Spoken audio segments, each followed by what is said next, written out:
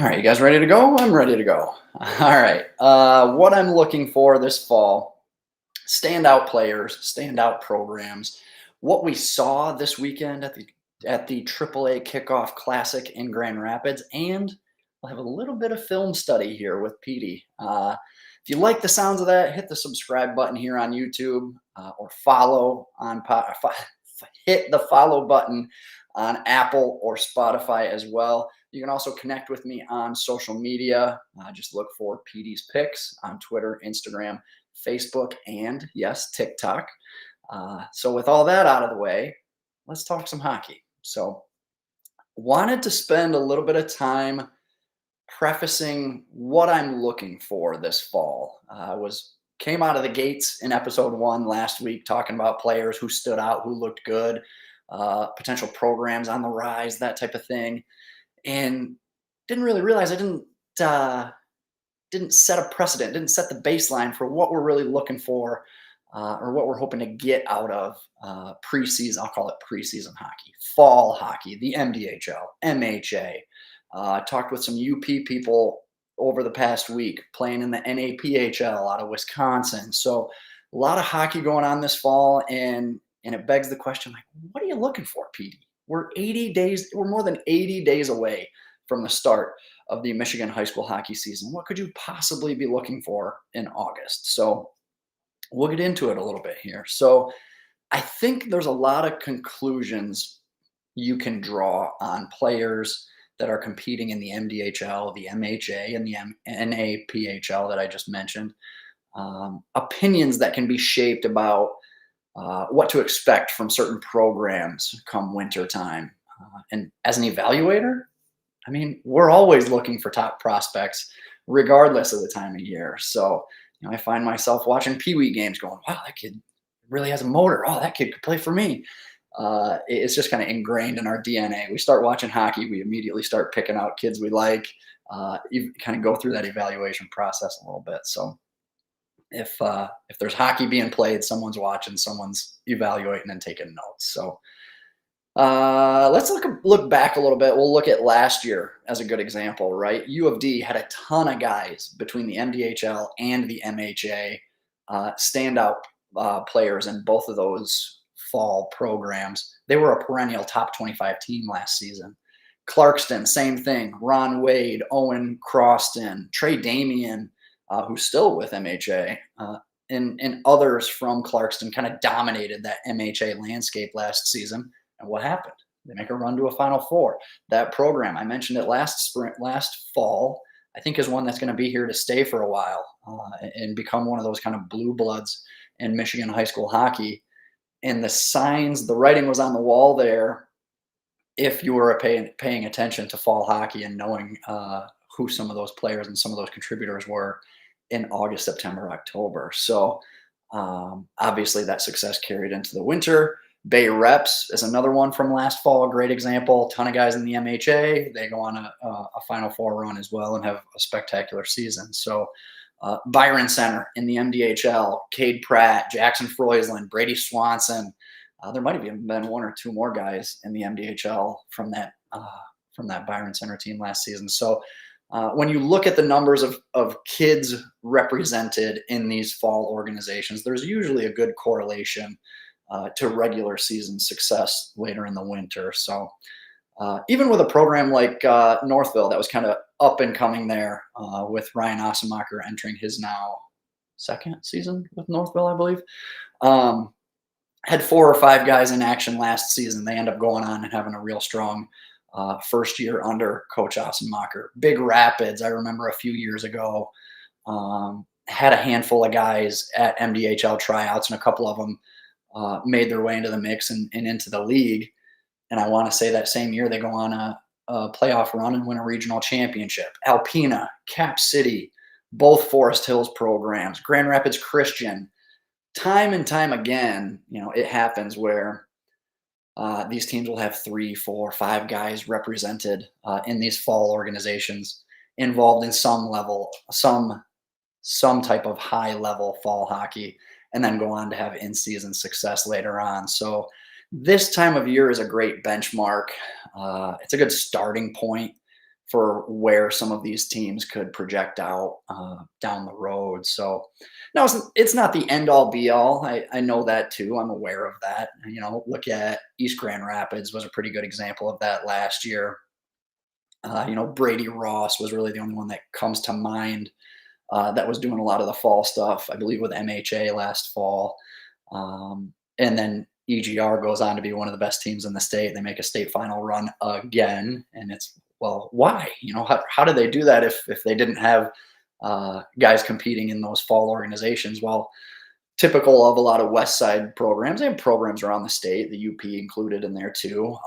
Multi-sport guys, right? A lot of football players for East Grand Rapids last year that ended up being major contributors too. So that's not totally uncommon either. I get that. So with that influx in multi-sport guys, it is kind of hard to get eyes on them in the fall. So it makes sense. But the old adage about UP teams amongst a lot of us was always, you can't judge a UP team until after the new year because all the football players are still getting their hockey legs underneath them. So I know it's August. I know it seems kind of crazy to talk about what teams are going to be good this winter and all that. But I still think there's a lot of opinions that can be formulated over the next 2 months or so. In addition to that, I mentioned it on last week's podcast. These all-star formats are really the best opportunity to kind of compare and contrast players from different teams. Everyone is kind of stripped of their surroundings and their supporting casts. You see a CC kid on a line with a Romeo kid, or a Stevenson defenseman paired with a kid out of Midland. Chelsea goalie facing shots from Hartland, Byron Center, and so on and so forth. So you really get to see everybody on an even playing field across the board. So standing out and having a big game or a big season in the MDHL's case carries a ton of weight to me, more than, I'll say a 50, 60 point regular season against weak competition later in the year. So also, you're looking for kids to, I'm not looking for them to execute perfect forechecks or flawless systems and structured games. You're looking for who can play fast, who can compete in 50-50 pucks along the wall. You're just looking for kids who can flat out make plays, as opposed to some of those kids who just end up thriving in a structured format under some really efficient, effective coaching in the winter season. So, are these players dictating the play in the fall, or are they a spectator? And let me tell you, there are a lot of guys who produce big numbers in the winter that are total spectators in the fall. And there are guys that completely dominate the game in the fall that end up with 20 or 30 points in the winter. And I think that leads to a lot of the head scratching at the end of the year, where people are be like, well, this guy was all state. He put up all these points. He did all these great things. Why isn't he considered in the Mr. Hockey ranks when such and such had 30 points and he's a dream team? And it goes back to kind of that being that better all-around player, playing fast, making plays at a high speed, that compete level and things like that. That is kind of what separates the separator there between players at this level. And you might not get a window into that November, December, January, February. Where you do get to see that translated is in fall hockey in August, September, October. So let me see if I can kind of pick my spot back up here. I went off on a tangent there and got a little lost in my show sheet. So biggest thing, like if you think you're a top player or you want to be considered a top prospect in Michigan high school hockey, the time to make that statement is right now. It's in the fall. Because it doesn't matter what team you play on. It doesn't matter who your coach is or what system you're running. It doesn't matter how strong or weak your schedule is, because you're all on an even playing field, like I said. So who rises to the top in the next couple weeks, couple months, we're going to find out. And I think that's pretty telling. So yeah, there's my little spiel on fall hockey. And like I said, why I think this time of year is so important when you start looking at players. and skill sets and junior potential and prospects and things like that. So, okay, I'm gonna get into the Kickoff Classic, which happened over the weekend. I was actually part of the marketing team initially when this event started. I don't know, maybe 4 years ago, something like that. And I remember the tournament directors kind of scratching, clawing, just trying to get 4 teams to show up for this thing and get the tournament off the ground, or showcase, I should say, not a tournament. But and now that it's been a couple of years, it's got good traction. Obviously, Fox Motors being involved, I think, helps a lot. This showcase has really become a good starting point to the AAA, to the hockey season in general, but the AAA hockey season, getting bigger names, bigger programs involved.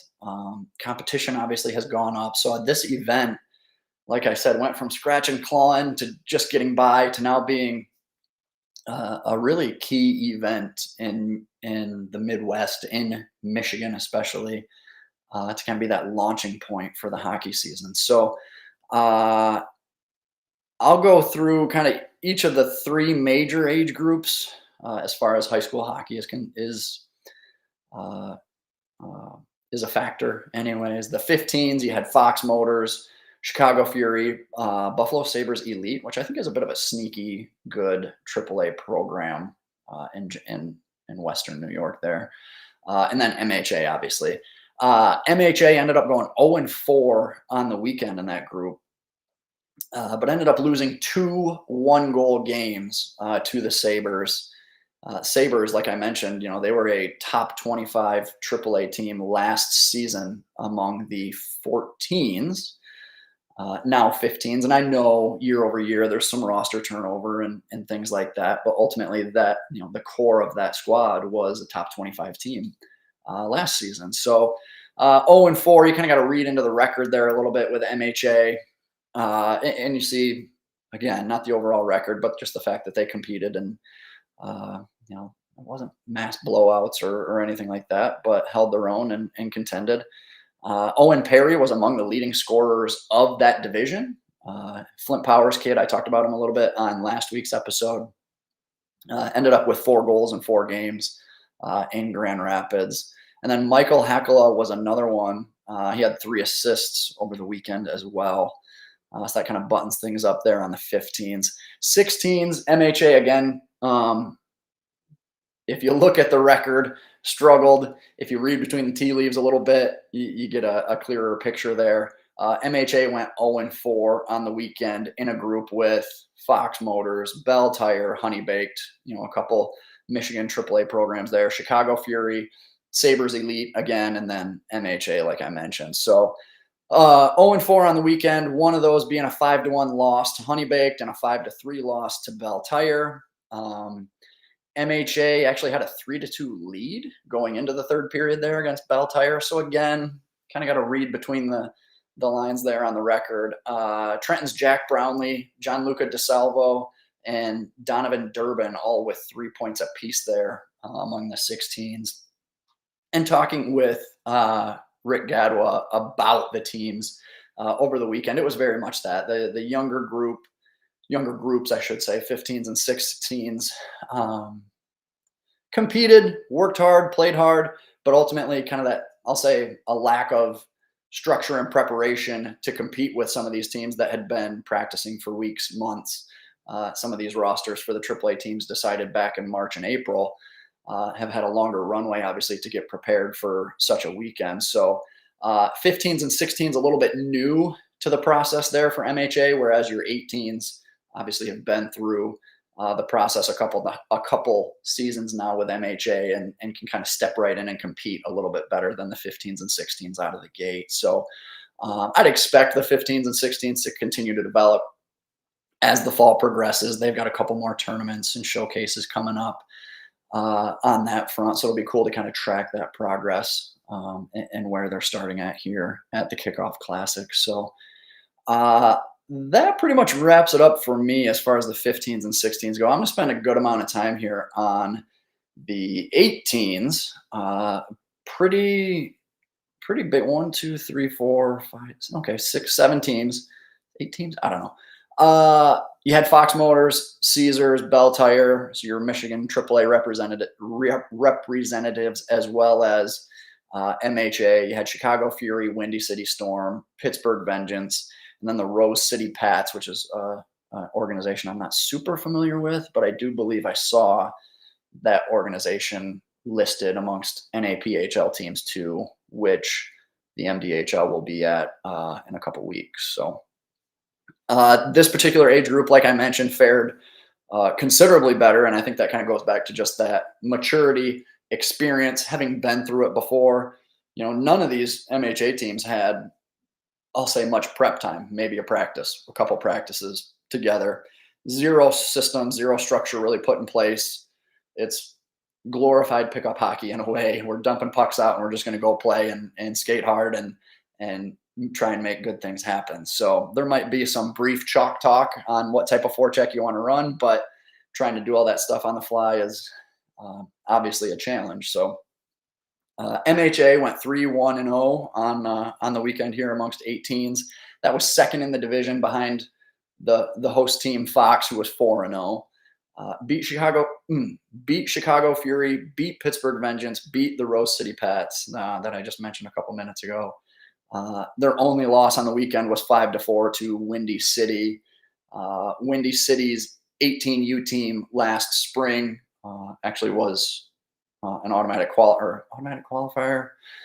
Competed at USA Nationals last spring. So again, a lot of turnover there from one year to the next, understandably, but overall, one of those perennial powerhouses, I'll say, in AAA that competes regularly. So they didn't play any Michigan AAA teams, and I wonder why. Interesting, but nonetheless, that's a topic for another day, I think. Aiden Cook, Drew Lesperance, Charlie Price, Wyatt Emmett, Ian Castamo, some of those top performers amongst 18s. And at the 18U level, even with a fraction of the top kids in the state, MHA on its own is still a very serviceable AAA team, I think is essentially what I took away from this weekend. And I say a fraction of the top kids in the state because there's no MDHL kids, there's no UP kids, no practices, no systems in place, no structure. And this team of high school kids very much competes on the level of AAA hockey in this instance. So same could be said to an extent about your 15s and about your 16s. I think if there was a collective effort amongst high school hockey to field teams at those age levels, the best players from the MDHL, the best players from the MHA and around the state, you'd see an even more competitive bunch at these age levels as well. So the point I'm trying to make here is, if you're debating between AAA and high school, or you look to downplay the competition or ability of high school players, I mean, the proof is in the pudding here, right? Going over the standings and win-loss records and overall game results. Now, you put Granville up against Fox's 18U team. Yeah, not good. I don't like Gabriel Richard's odds against a Bell Tire straight up. But if you take not even the best of the best in high school hockey, just some of the best, you put together a good collective representation of Michigan high school hockey players, and it comps very well to the AAA level. MHA is a solid contingent of top high school players. Aiden Cook, Castamo, Gibson Grendel is another guy I like. Trey Damian on the back end might have been their best defenseman this weekend. But there are some great high school players not in the mix on this MHA team in Grand Rapids as well. So and vice versa for the MDHL and the events and showcases that they will go to. Again, there will be some top level high school hockey guys and some really solid players, but neither would necessarily be high school hockey's best possible foot forward. So that to me would happen with like your Team Michigan type stuff in the spring. And that collective of players in the spring where you do get the best high school players from the UP, from Traverse City, Grand Rapids, Detroit. Team Michigan plays tune-up games against the likes of Honey Baked and OJG's 18s. I don't know if that's still the case. Like, it's been a couple of years since I've been around or involved in the Team Michigan process, but I know a couple of years back that was part of their kind of training camp, was playing back-to-backs against a Honey Baked squad. So I'm not trying to make this a debate, high school or AAA either. I don't want that to get lost in this conversation. My point is really, we all have our own paths, and our paths are whatever we decide to make them. I think there are some top level high school kids that are every bit as good as some of the players here that you see on AAA teams. And coaches, scouts, maybe even opposing players, parents, and so on continue to kind of sleep on them because they're high school hockey players. And that kind of has a bit of a negative stigma around it in the travel world. And, if you're a player, I say this to, show you that there are some highly competitive avenues you can take and be a part of the MHA at the tournament over the weekend, or the MDHL in Team Michigan, that offer the same type of exposure and top level competition. And if you're a parent like I am now and starting to get into the hockey world, it's one hell of a cheaper alternative. Less travel, less time away from school, that whole thing. So I've gotten to the point with high school and AAA that it's your time, it's your money, it's your experience. You make whatever decision you think is best for you. I just try to consider all of the factors when making those decisions. And like I said, some of those preconceived notions or opinions not totally based on facts, that's where I like to come in and kind of offer that all-encompassing view. And then from there, you can make your determinations and your decisions. But I think MHA having a good showing at the Kickoff Classic, which they do on a regular basis, I think really illustrates that point as well. So now, more specifically, on a few things I saw this weekend, I got a couple clips I want to go over, players that jumped out to me, and what they did to stand out in my mind.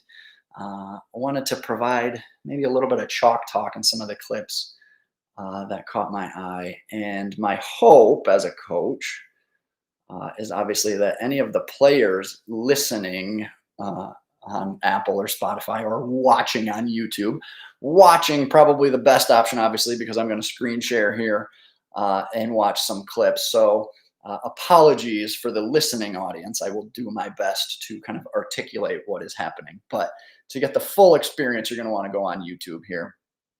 But yeah, the coach in me hopes that you can learn from other players and implement what they do into your game. One of my favorite quotes is, "A smart man learns from his mistakes. A wise man learns from someone else's mistakes." And it's one of those things. These aren't mistakes by any stretch of the imagination. These are all good plays, good things. But the hope still remains that if you see someone doing something good or productive in hockey, that you would then want to emulate it into your game as well. So let me see if I can go dual screen here. How do I want to do this? Probably this way. Okay, I think we're good here. I'm going to start with, so these clips jumped out to me, but I didn't really take a ton of notes. So we're going to kind of go over this on the fly in real time. I'll blow this up as big as I can here. That's pretty decent. So this is a shift by Roman Villaire. There's a couple key, whoops, I'm going to turn down the audio so you can actually hear me, or try to hear me anyways. I got Roman Villaire here from the 18U MHA, and it's going to take me a minute to find him here. Sorry, doing this on the fly. He might not even be on the ice with this. Oh, yeah, he is. Okay, we're good. That was him with the puck. So I got to go back here. Roman Villaire down here in the corner, I believe. Puck goes up top. He goes right to the net. You got to love that. This is, let me preface this real quick. I'm going to pause it. I'm going to go back. This is 5-on-4. And I know 5-on-4 hockey isn't the best way to evaluate and assess players, but there are elements of his game that are visible here that doesn't matter whether it's 5-on-5 or a power play opportunity here. It's just ingrained in his game, and I think it stands out and resonates. And what I mean by that is 5-on-4. There's obviously a lot more time and space and opportunity to make plays. What he does here, I don't think is a correlation of that. I think it's just the way he plays the game, and because of that, he would stand out whether this was 5-on-5 or 5-on-4. So he's in front of the net here. Man, this is tough for me to do here. I got to get back to the screen. I'll go back a little bit. Right here, loose puck, first one to jump on it in the corner, picks it up, turns to the net. I love that. Not enough guys do this coming out of the corner. Make yourself a threat, be a scoring threat, turn and attack the net. Now, quick to jump on a loose puck. Guys don't do enough of that, especially 5-on-4. Take advantage of the man advantage and out-man people on the puck and on loose pucks. A lot of guys, especially on the PP, want to stand around and wait for someone else to get them the puck. This instance, this is where Roman wants it, goes and gets it. Now, like I said, turn and attack the net. Be a threat yourself, but also he's not forcing a square peg into a round hole, right?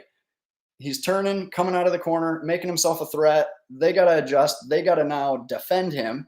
There's nothing there. There's no shot opportunity, so he doesn't force it. Time and time again, you see a lot of guys who, I don't want to call it a selfish play, but shooters are going to shoot, right? And he turns, he attacks the net. He wants to shoot. He's going to let it rip whether it's there or not. That's not the case here with Roman. He doubles back, maintains possession, makes a smart play, goes back up top to his D. That's a great play, 5-on-5, but even better 5-on-4 because you really want to take advantage of that man advantage and controlling, taking possession of the puck like that and not giving it up. I think is huge there. So I really like that. Sets up a nice two-man play up top with, I think that's Brady Damien, by the way, or Trey Damien, excuse me.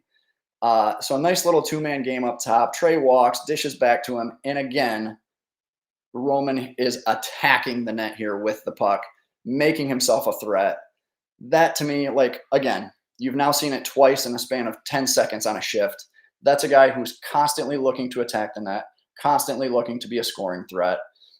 That to me is a character trait that makes you a very dangerous player, especially at the high school level. So, and again, what I like most is he's not forcing it. He's attacking the net. He's making himself a threat, but he's not pulling the trigger haphazardly. He sees two guys closing in on a lane, one trying to block a shot.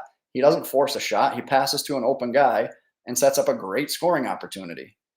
Like, I love that. That's a good hockey IQ. That's a guy who's trying to get himself in position to be a threat with the puck, without the puck. Just all around smart play. And again, I don't care if that's 5-on-5 or 5-on-4. That's a skill that resonates regardless of the situation. So that was one to me. And I realized this would probably be a lot better if I had more of a telestrator and you could see a little bit better. I know my cursor probably isn't the best, but as I'm talking through it and you guys are watching the clip, I'm sure, or I'm hoping anyways, you can make sense of what I'm talking through here. So next clip here, can I make this bigger? How's this going to work? Oh, that's perfect. Next clip here is Ty Kraut on the back end, number 4 here. Hard to miss with that Hartland helmet. Oops, got to mute this. Let's see here. Here off the face-off. What I loved most, there's a play coming up that I'll tell you is exactly why this jumped out to me in the first place. And it all goes back to his gap control. We're not there yet, but again, he's real solid positioning here. And I might even have to go forward to go back. But I love this here because he's constantly pushing the back end and just in a good defensive position. If you watch him right off the face-off, he's not flying out of the zone the minute the opponent has the puck. He's not bailing. But he's also not recklessly pinching either and trying to make a 50-50 play out of something that's not there. He's just, in football, we say as deep as the deepest. And I think he does a great job of that on this particular shift, and you'll see here. So again, puck goes the other way. He's in good position here. What I loved too is like he's still, even here, he's still pushing the back end. He's not camped out in front of his own net. He's as deep as their deepest wherever he goes in the rink. And then boom, up here, as soon as MHA gets the puck, he backpedals to his own net. He's trying to create as much time and space as he can to, one, make himself an outlet and an option to his teammate, but then have time and space to make a play when the puck ultimately does come to him behind the net. And then not only, so if you watch this one more time, MHA gets the puck. He's very quick to turn, backpedal, create open space. Teammate bumps it to him. And now he's got some real estate to go and make a play behind the net. And ultimately, again, he's not overcomplicating things on the back end. That's what I love about defensemen who just make the simple plays. You don't got to hit home runs every play. It's the 6 to 8 foot passes that will separate you and that will take you a long way. The old expression, if you nickel and dime, you never go broke.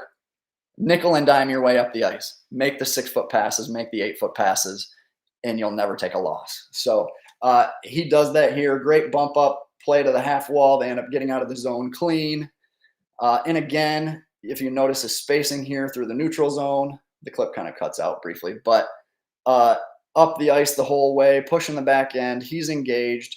Even when it goes in zone, like again, staying on top of that guy, trying to fly the zone, constantly engaged, constantly moving his feet, aware of the play. And I even love this stuff. I don't know that enough young defensemen do this in the offensive zone, but I love to see you kind of condensing the offensive zone as well. Don't just get hung up on the blue line and just camp out at the blue line because you're a defenseman. Be as deep as the deepest. So if these opposing forwards are going to collapse into the zone, collapse with them. Collapse with them. And he does that. You see Ty Kraut here, probably tops of the circles. That makes him more of an option to be involved in the play. Constantly moving, involved. And again, so this was the play that initially tipped me off on this shift. And then I kind of went back and watched the shift in its entirety. Watch his gap control here. Like he's within a stick length or 2 stick lengths throughout the entire neutral zone. And that puts him in a position where this forward gets this pass, gets this breakout pass. And before the forward can even really handle it, boom, Kraut is there with an active stick and pokes it loose. Boom. That was the play where I was like, oh shit, like he was surprised me just watching the flow of the game.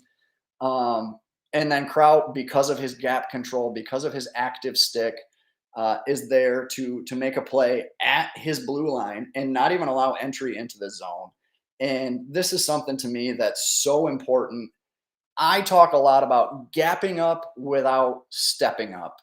And a lot of times when you talk about gapping up with young defensemen, they think I got to step up and take his head off before he crosses the blue line. And it's like, no, you can continue to take your momentum backwards, just like Kraut does, and have an active stick. And let's say this play continues. Kraut throws this poke check and doesn't get home. His momentum is still going backwards. The forward is still coming down on him. He's still in a good spot, even if he misses with that poke check, to continue and stay in the play. Now, if he tries to step up and now his momentum is going north and the opposing forward is going the other direction, now you got 2 trains on a track going opposite directions. You don't want that, obviously. So Kraut here, great gap control, active stick, and doesn't even allow entry into the zone. And that's kind of my other big takeaway here, talking about young defensemen and gap control. I want to see more of this, where you're forcing the issue at the blue line and not even letting them gain the zone. As soon as you give up the zone and as soon as they get to the tops of the circles, now they're a scoring threat, and you're trying to then make your presence felt with a poke check or being physical or things like that. This to me is picture perfect from Ty Kraut, and I love this gap control. I love the active stick, and I love that he's still not in a bet. He's not taking a risk. There's no risk involved here. If he misses with that poke check, he's still in great position. So ultimately, that's what jumped out to me initially on this shift, and then I went back and watched it in its entirety, and I was like, this is a good 60 seconds. So, okay, how can I close out of this? There we go. I got one more shift, and then we'll put a bow on the episode for you. I got Kyle Lynch here. This was a guy I liked a lot last season for Clarkston, and he just continues to be a pest, I think, in a great way. Just missed the opening faceoff with this clip. If you give me a second here, I'm sure I can identify him here. Where are we? I think this is him right here. Yeah. Coming back here, breakout, and right off the bat, already making it's right here. This is what I love. Not enough young centers in high school hockey do this. You watch Kyle Lynch come up through the play, right? And now he's in a position where he can get that pass from his winger with a full head of steam. Too many times he comes up through the play. Too many times, if I can pause this, too many times our centers want to be out here trying to get this breakout pass from our wingers, and it just doesn't work. You have to support the puck, support the play, and I think Kyle does a great job of this. Now, being a center, yeah, we like to be coming back harder in the zone initially, but he ultimately ends up in the right spot where he needs to be, supporting the puck.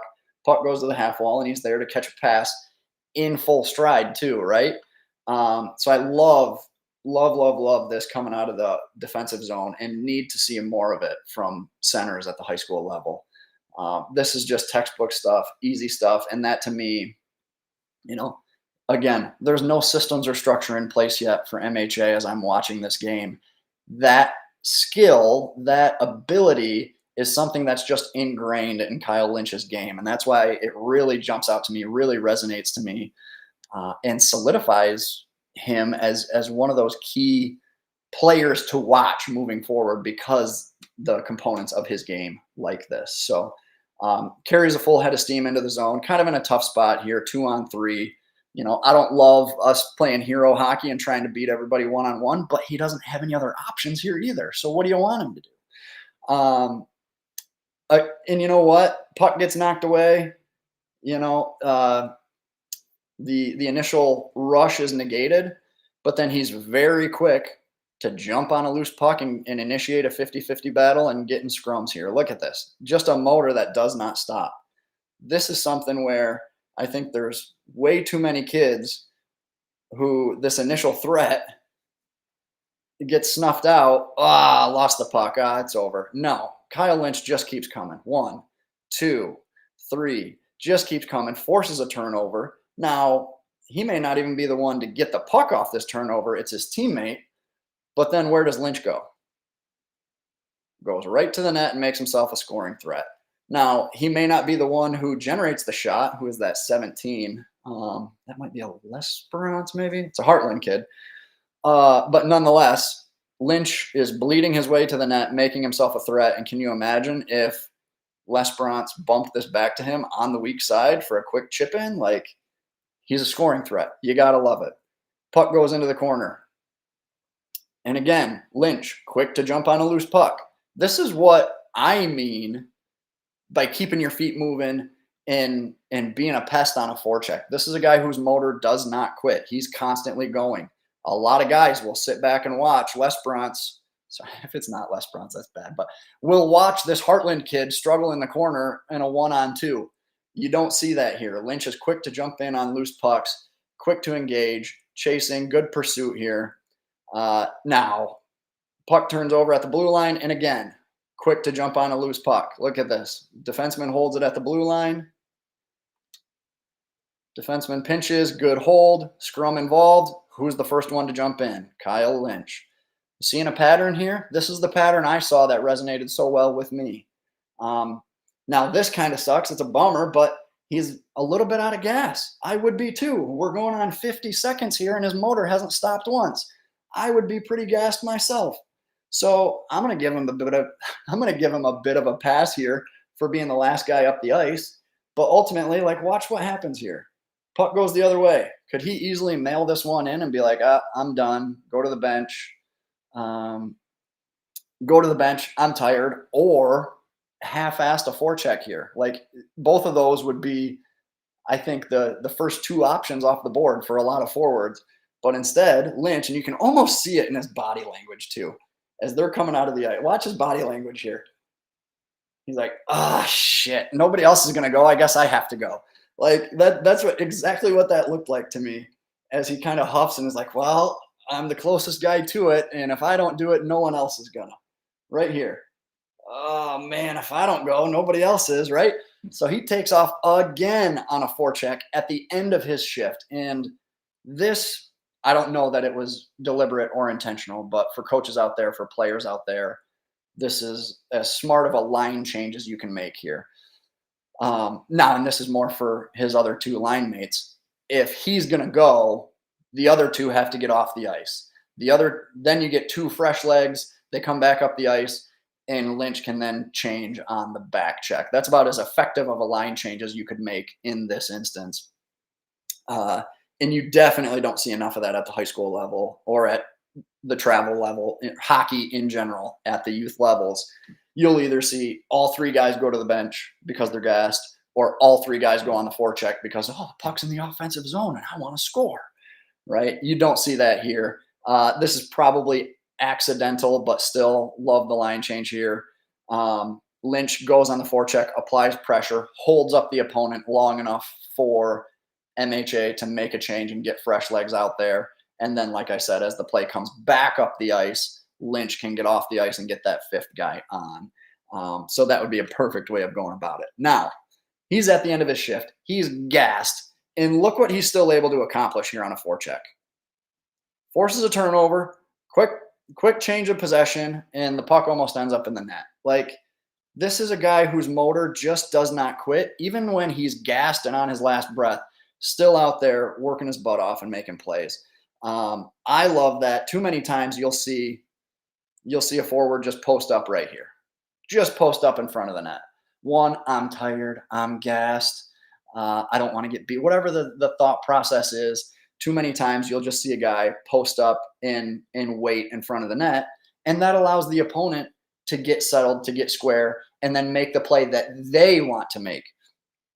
Lynch isn't giving them that kind of time and space. Lynch is forcing them to make the play he wants them to make, which ultimately is a turnover that leads to a grade A scoring chance that should have ended up in the back of the net and just, I'll call it a tough break. But, you give me that look 9 out of 10 times, it's going in a good amount, right? So great save by the goalie here, but an even better play, I think, made by Lynch to just force the issue. And this is what I mean as an F1 on a forecheck, to dictate the pace, dictate the play, make them go where you want them to go. Don't sit back and stick wave. Don't sit back and watch and, play like you're playing a 2-3 zone in basketball and you're just going to put your hands up and defend space. Like, no, get in the guy's grill, get in his face, force him to make a play. And maybe Lynch flushes this guy out and the defenseman makes the play he should make, which is just a quick bump to his winger here, and then they're out of the zone with a ton of ice. Maybe that happens, but again, at least Lynch is forcing the play, forcing something to happen. And by doing so, something great happens. A great scoring chance, a great opportunity there. So that is it for me in a nutshell, anyways, as far as the film study goes. Let me come back to the home screen here. Where am I at here? I think we're good. We're good. Okay, we're back. Okay, so like I said, that's a bit of what I'm looking for this fall. Some of the things that jump out to me from a player's perspective, from a coach's perspective, and things you can do to kind of stand out and separate yourself at tryouts, at showcases, at games, like regardless of what systems you're playing or what teams you're playing, whatever. Like what we just watched here are some of the just intangibles, basically, and things like that. So, whoops, I just went full screen. Didn't mean to do that. There we go. All right, so maybe that reinforces some of the messaging you've been getting from your coaches and some of the tangible examples of what some other players are doing in their games, and you can emulate it in your own. And maybe sheds a bit of a light on for parents too on what we're looking for as coaches to get out of our players when we say keeping your feet moving. That's a very broad terminology that we use a lot without any like tangible examples of how to explain it. So hopefully some of that stuff kind of resonates a little bit. So if you like that segment, let me know. Leave a comment on the YouTube video. You can DM me on any of my social medias, Twitter, Instagram, Facebook, what else? Threads. That's out there too. So I'd be more than happy to pull more clips and do stuff like this on a regular basis. And if you have some clips that you want me to take a look at, happy to do that as well. So like I said, maybe we can kind of work this into the podcast rotation here and hopefully provide some more context into the game. So Labor Day weekend this weekend. Enjoy the holiday. I don't think there's much hockey going on this weekend, so it'll be a nice little mental break for everybody. Back to school too for just about everybody at this point, I think. So yeah, until next time, skate hard, have fun. I'll see you at the rink soon.